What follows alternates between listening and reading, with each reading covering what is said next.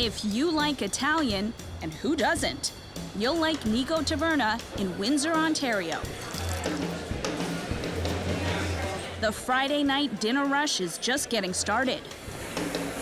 With a menu that includes wood-fired pizzas, mouth-watering pastas, and a very big portion of noise.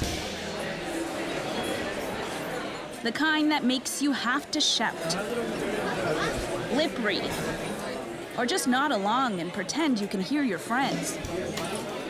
Were you guys able to have a conversation? Just with Diana. Is it too much? Yeah, it was too loud. Yeah, that I was screaming to talk to the rest of the table. Even Nick, the owner, thinks his restaurant is too loud. Margaritas for these guys. Can't even hear people on the phone. We have to go into a back room. Let's do a quick test just to see how noisy it is right now. Do you want to press the button? Sure. This one? Yep. That's a phone app that measures decibels, how loud things are. Red means very loud, and the place is still only half full. Does that kind of confirm what you're already hearing? Yeah, very loud. It's definitely very loud. Loud enough, potentially, to cause harm. This right now is a real problem, so I've got to do something about it. And many of you agree. We ask Marketplace viewers across Canada about noisy restaurants. Nearly 1,500 of you sound off. 68% say noise bothers them more than even service or price. A whopping 91% say restaurants are getting louder. Our viewers suggest there's a few in particular we should check out, including big chains. Places like Jack Astor's, Eastside Mario's, Boston Pizza, The Keg, and Earl's. So we visit locations from each one twice in 3 different cities on the same nights. Our testers use the same phone app to measure noise levels, taking snapshots of the sound. We'll name the noisiest in just a bit.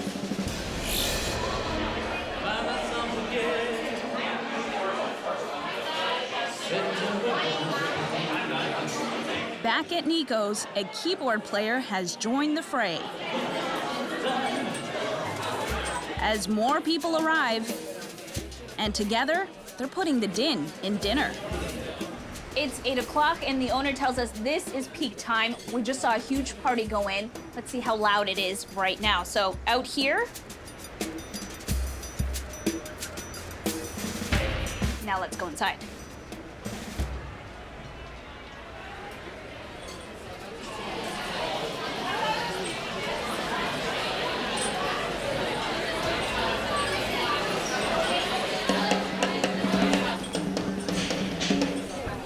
Prolonged and regular exposure to sound over 85 decibels is hazardous to your hearing, putting restaurant workers most at risk.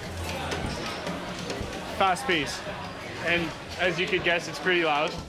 Chef Greg mans the grill beneath a loud vent that sucks out the smoke. The communication in the kitchen is key for us, and it's very hard to communicate through the sound. Do you ever worry about your hearing?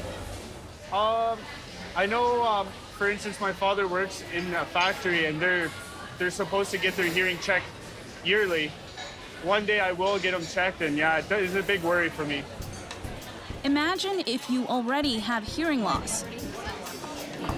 One of the customers here happens to be an audiologist. Dee Segal says his patients dread noisy restaurants. It's probably the number one problem amongst people who are hearing impaired. And how does it impact their life? They start to withdraw. So when they get into these complex environments, instead of having conversation with their loved ones, friends, or family, they start to tune out. And when they start to tune out, it can have negative impact on memory and cognition. It's a very difficult situation for a lot of people. It's open kitchens like this and other modern design trends, high ceilings, hard surfaces that keep sound bouncing around, boosting noise levels in restaurants all over Canada. Just ask Juan Carlos Bolame. He's getting calls for help from lots of places like Nico Taverna, and today it's getting a makeover. So basically it's as simple as putting up some panels. Now this is an acoustic panel. His company designs these panels to dampen the noise. So sound travels quite quickly in a space, and when it hits a surface that is highly reflective, it'll bounce off and continue to the next surface. In an untreated space, those reflections kind of act as other people in the room at different places. So instead of having 4, now it sounds like you probably have 10 or 15 people. The plan is to install about 3 dozen ceiling panels that retail for about $6,800. So I always think things aren't going to work out, but I really hope they do because, yeah, last night was, you saw how it was. It was really, I have a headache still from last night, from how loud it was. It was probably harmful for everybody, for my staff, yeah, for myself. For the customers, maybe? Maybe for the customers, too. Nick says it's a fine line between lively and loudly. People don't want to sit in a restaurant that feels like a morgue.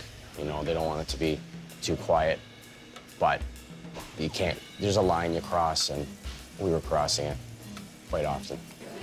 You crossed it last night, you think? Oh, for sure.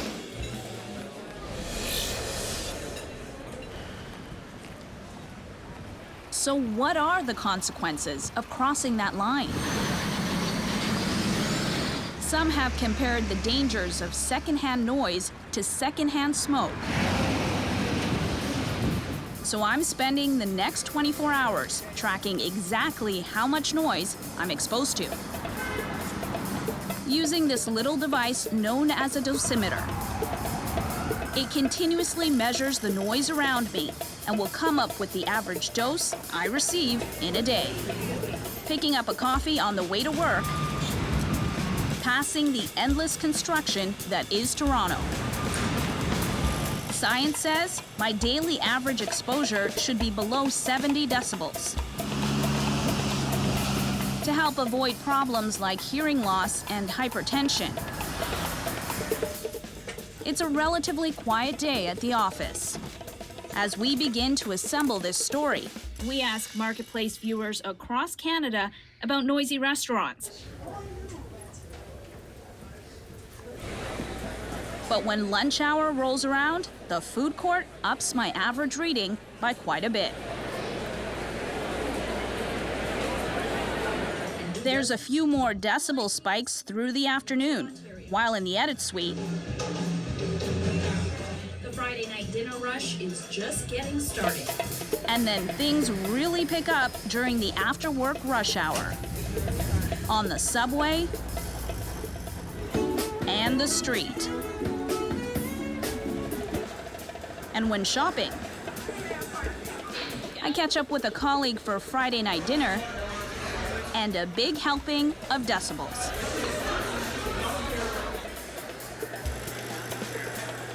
Then finish the day with the latest Hollywood earbuster. So how'd I do? Your average for the day is over what we recommend as a limit to protect your hearing. Rick Neitzel is a scientist who focuses on noise exposure and how it contributes to health problems. He works out of the University of Michigan in the city of Ann Arbor, where he says dealing with noise pollution should be a public health priority. So the World Health Organization and the Environmental Protection Agency both recommend that we keep everybody under a 24-hour average of 70. Yours was almost 78. And that is not uncommon. So when we look in urban areas like Toronto, like Ann Arbor here, we typically see that about 9 out of 10 people are over that level that we consider to be safe from hearing loss. So as a result, you are a sort of standard North American citizen here where you're getting more noise than we really think you should. And it's coming, in your case, from just day-to-day activities. This is not an exceptionally noisy event or a really noisy job. It's just your lifestyle. It's worth noting that a small increase in decibels is actually a huge change in the amount of noise and the potential for harm. My exposure for the day averages 78 decibels, and to our ears, that sounds almost twice as loud as the recommended 70 decibels. The highest levels come when I'm out eating. You did a number of noisy things, but the two periods that were the loudest were going to lunch at the food court and going out to dinner at a restaurant. They really overwhelmed all of the other activities you did in terms of the noise you got. The restaurant there, we're almost at 100. Correct, and that's really the only time in your day that you started to push that 100 decibel limit. And again, exceeding 100, it's not as though you're going to have an instantaneous hearing loss, but we do like to keep your levels as low as possible, and that is not as low as possible. It's not just hearing loss that's the worry. Neitzel says noise is linked to all kinds of problems once it goes above an average of around 50 decibels. Should I be worried? So if we're talking about 70 decibels here, below that we're not worried about hearing loss, but when we talk about these cardiovascular impacts, hypertension and heart attacks, we're talking more down in the 45 to 55 decibel range as a 24-hour average, and you spent a vast majority of your day over that level. So this is an unfortunate thing that we're recognizing, is that even if we protect your hearing, we may not be protecting your heart sufficiently. Hopefully it's reasonably comfortable? Yeah. Okay, great. And then we're just going to fire this up. To show the impact noise can have on our hearts, Neitzel is testing my blood pressure, 110/93. My heart rate is 89 beats per minute. So this is your baseline pre-noise exposure. Okay. And now we just need Now to we'll do the noise. bring up the Exactly, noise. exactly right.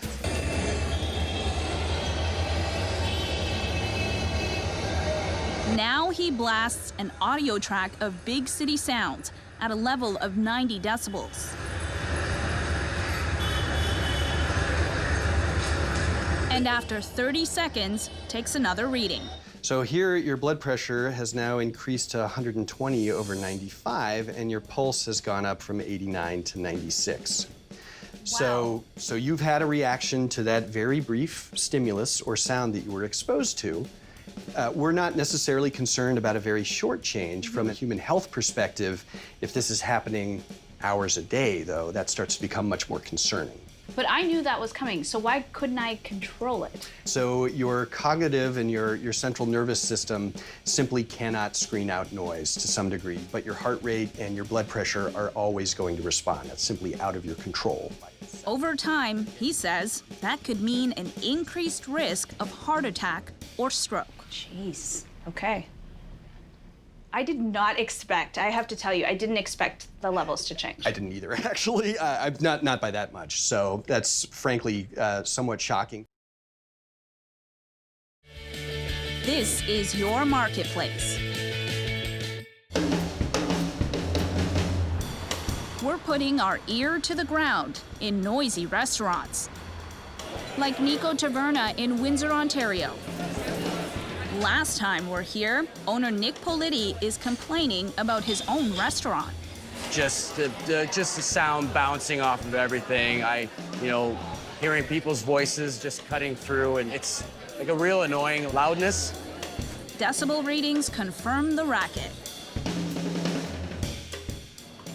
And so Nick orders up a restaurant makeover, installing dozens of acoustic panels on the ceiling. Made a world of a difference. You want to test out what the noise levels are like now? Sure.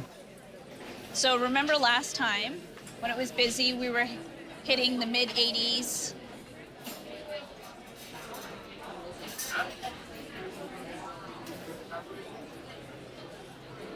I like it. What does it say on the top? Moderate. Okay. You were in the moderate levels. Yeah. Low Moderate's 70s, good. high 70s. Yeah. What do you think about that? I think it's great. I'm really happy. Like I said, it was absolutely necessary that I did this. Nick admits he's been losing customers and money. You thought the noise was hurting your business? Oh yeah, I've heard from people that they couldn't come back. People, some people are hard of hearing, already had some issues with hearing and that. There seems to be quite a few people like that. I already know that I've lost some of them. Hey, how you doing? Nice to meet you. What's your name? Mike. you. Mike? But now he's hearing a different story. Were you guys able to have a easy conversation without... Absolutely. I didn't notice it. Yeah, it's been good. And like I have a hard time hearing Do you? out of this ear, and I was fine. Yeah. Oh, awesome. So it worked. My panels work. So if Nico's can do it, what about other restaurants?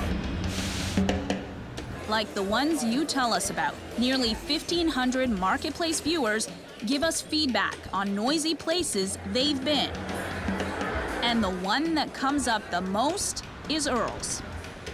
It alone gets about 10% of all the complaints and twice as many as any other restaurant.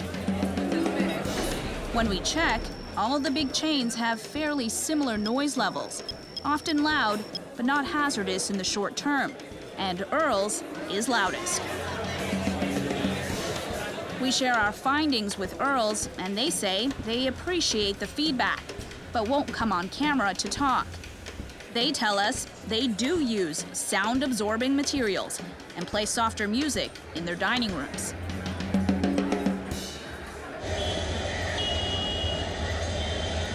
If you want to keep an ear out for yourself, What do you make of the results? So the results were hovering right around 88 or 89 decibels. there are some consumer apps that do a good job of measuring decibels. They're all pretty darn consistent. And that gives me a lot of hope as a scientist because it means that you can trust the results on your app when you go out to a restaurant or when you're at work or doing something else noisy, and you can screen and decide, is this level potentially harmful for me or not?